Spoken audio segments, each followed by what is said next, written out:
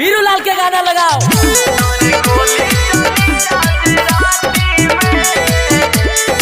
Krishna recording studio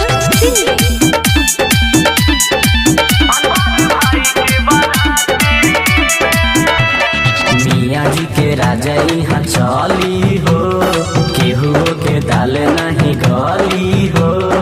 अरे का बुझला ये बाबू, भाई सुना। मियाँ जी के राजा यहाँ चली हो, केहू के दाल नहीं गली हो। और किस्ता में ज्यादा जे बोला बूता, गोली धास दे तोरा छाती में। अरे गोली चली आज राती में, अनवर भाई के बाराती में। अरे गोली चली आज राती में, अनवर भाई के बाराती में।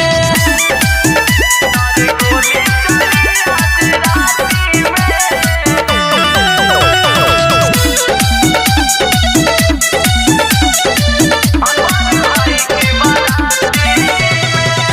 आरजू के संगे बाटे प्रेमी उजाले, लागता कि कर दही आजुए बवाले।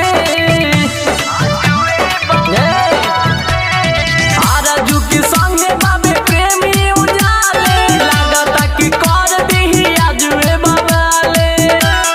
होई धूम धड़ाका खूबे छूटी पड़ाका, अमन दिनेश के साथी में। अरे गोली चली आज राती में, अनवर भाई के बाराती में। अरे गोली चली आज राती में, अनवर भाई के बाराती में। अरे गोली चली आज राती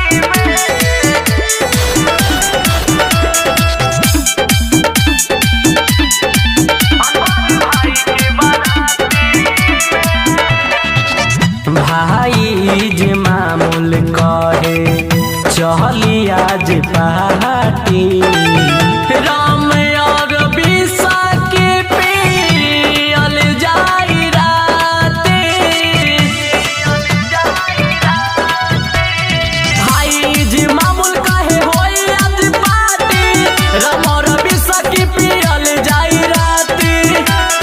हिली कोमरिया तो उड़ी न मरिया, छाती सटी ओकरा छाती में।